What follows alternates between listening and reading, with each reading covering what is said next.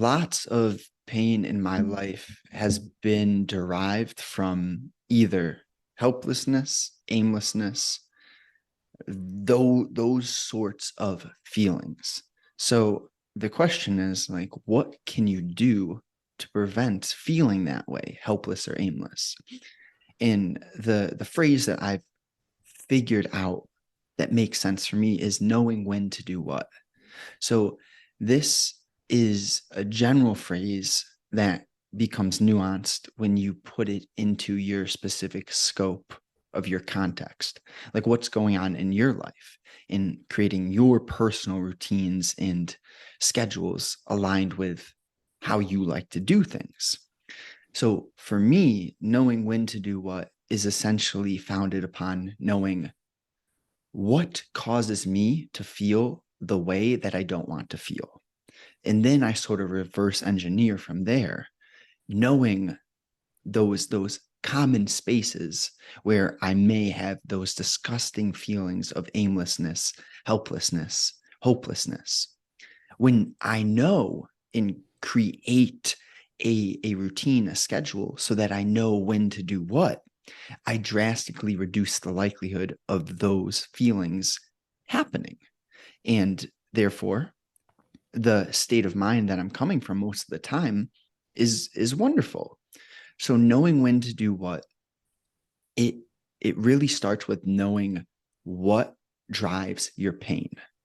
And that is the emphasis right now. Once you identify where your pain is coming from and what's driving it, then you can start to implement little adjustments to counteract that whole sequence. So one of the themes when I zoom in a bit more was the feeling of aimlessness or hopelessness more often than not was created when I had the in-between time between one action and another action, which I already knew I wanted to do. And I would tend to get sidetracked, whether it's to pick up the phone for a couple minutes or to just not intentionally move into a new action, but sort of stall around for a little bit. So by knowing when to do what, and by decreasing that time between one healthy action and another healthy action, it's made my life so much easier. Yeah, um, my life has become much easier with knowing when to do what as well. And I feel it starts with awareness because you need to be aware like, how am I feeling right now? Am I enjoying it? Or do I want a different state of being? And of course, like some very practical things too. For instance, if you want to do a deep work session like coding, so for me personally, I don't code in the evening because I'm just too tired. And then I introduce bugs that take me 2 weeks to get out again. So I prefer coding in the morning, again, knowing when to do what, because I became aware of it. And I just noticed like when I code in the morning, it's much faster, it's more enjoyable, it's more focused because my mind is still fresh because I just kind of started the day. And while in the evening, that's different. And the same goes, for instance, like for when to exercise. So for a while, for instance, I did exercises also in the evening, and I noticed I can't sleep so well when I do this. So again, I shifted this like around lunch and it feels much better. So sometimes it's not a certain activity itself that makes you maybe feel bad or puts you into low energy, but it's when do you execute the activity that can make all the difference. Mhm. Right. So it seems like there's sort of two categories here, which is knowing when to do certain actions in a way where you prevent yourself from falling into low frequency, but then knowing when to do certain actions, which are healthy actions, but have to be done at specific times of the day. For example, if I want to do something mentally intensive, I'm not going to eat a huge meal before I do that. If I eat a huge meal, I'm 99% of the time going to go for a walk right after, get some sunlight, some fresh air, get the digestive system moving. So it's a win-win-win there. And it's see, this is the thing, like you're eating clean nutrition, you're hitting your protein.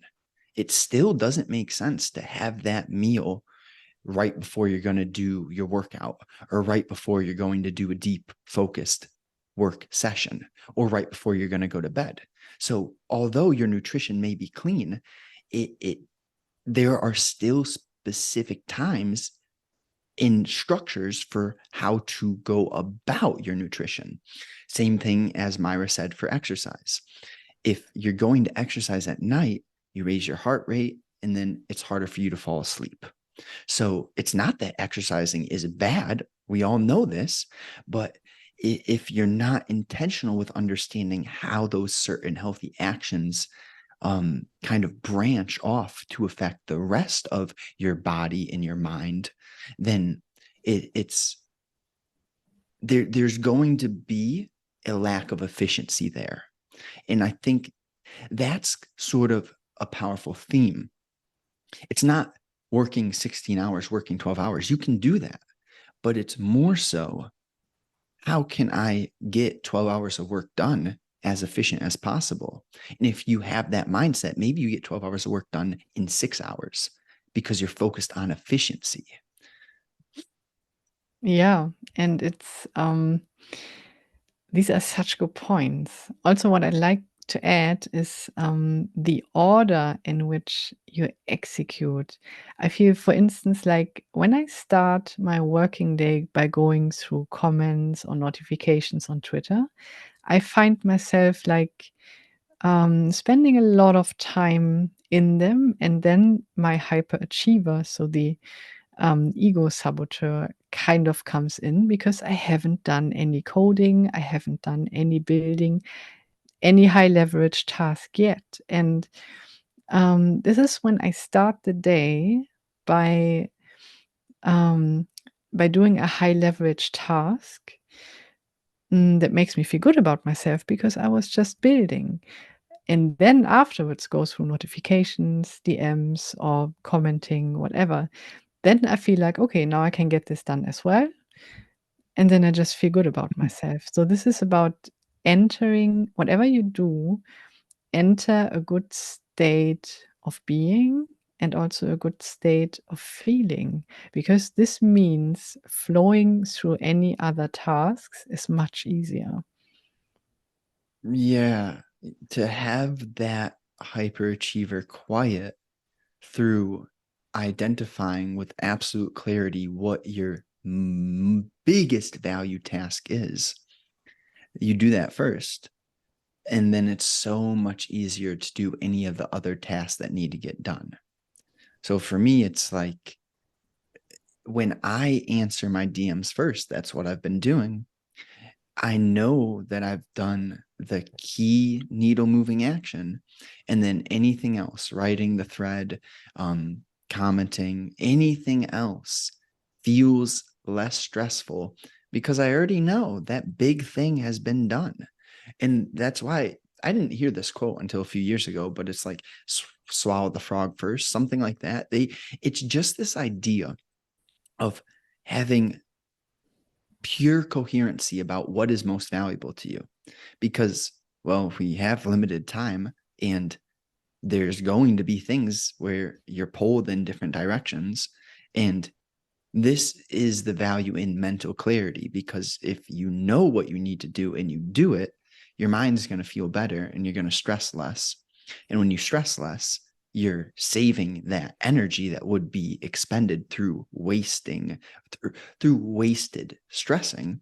And then what happens is it all comes back around and your energy levels increase because you weren't wasting that energy through unnecessary stress.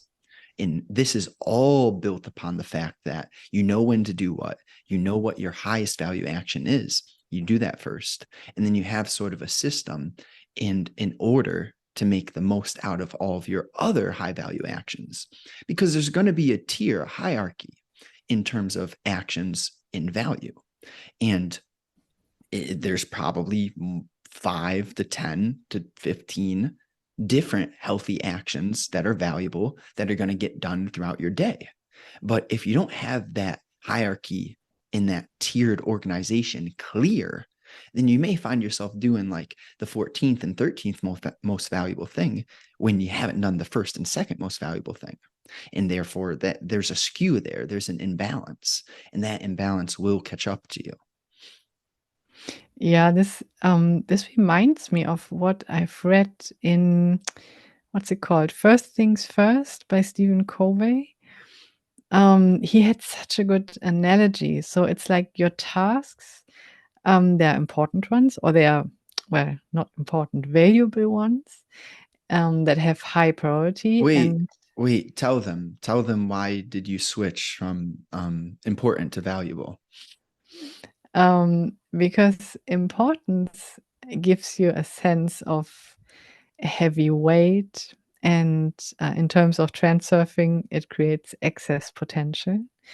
While value means it adds something, it gives you leverage, it makes everything more valuable.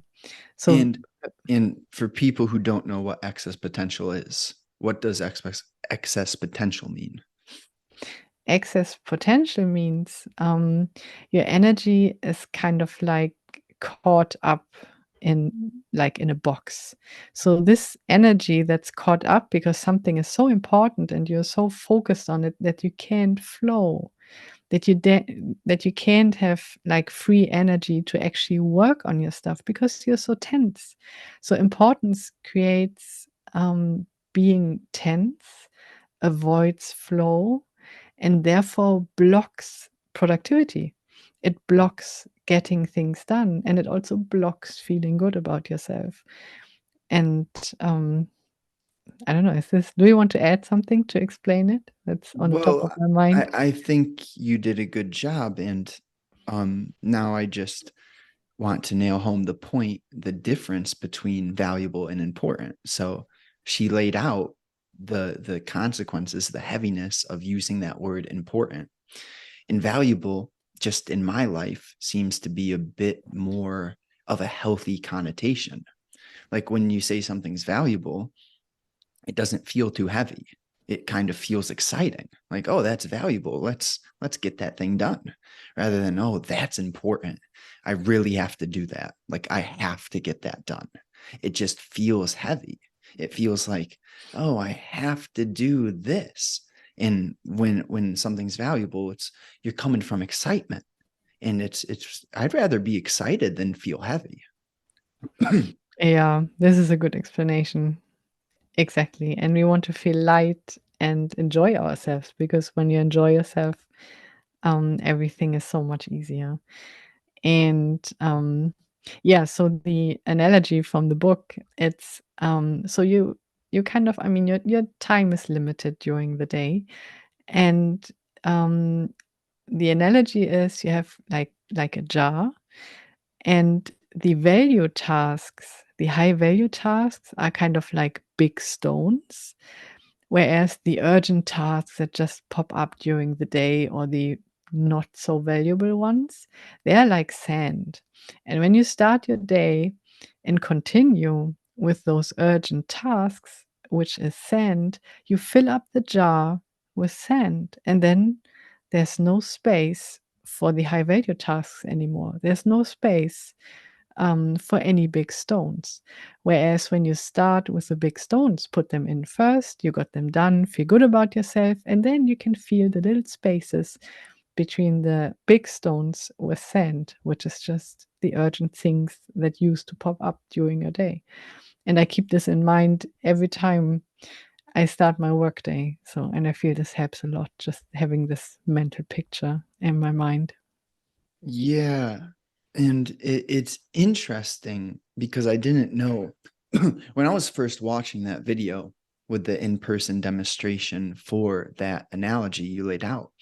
I didn't know too much where he was going, but then it all clicked when I realized when the big stones are in there, there's still a massive amount of space left for the small sand, just speckles of sand, and you can fit so many small actions into your day after the big stones have been dropped into the jar first. But on the other hand, it's kind of mind-blowing how if you are derailed and focused on the small things first, then you get to a point in your day and it's like you just don't have the energy, you don't have the inspiration, you don't have the drive to get after the big stones. And that's exactly why the first thing in my day is the big stones, things like meditation, things like physically working out and doing my outreach for my business, for my offer. Like those are the big stones. And I can't imagine trying to put those at the end of the day and do all the other micro things that happen after I get those done. I couldn't imagine trying to switch that around. So yeah, this was good, enjoyable to talk about when to do what. Um, so whatever you found most valuable, if you're watching on YouTube, just drop a comment. Let us know. I am interested. And if you'd like a free, healthy energy breakdown session, what what the game plan is essentially we'll figure out where you want to go specifically, break that down into an action plan, how you're going to start moving there. And then we'll look at anything that may be standing in your way. So that totally free. Just shoot me an email. Email will be in description. Looking forward to hearing from you. Excited to hear from you. And share this with a friend if and only if it was valuable to you, because it might help them out too. Um, Myra's Twitter will be in description. If you have any questions for her, anything you want to talk about, feel free to shoot her a DM. Have a great day.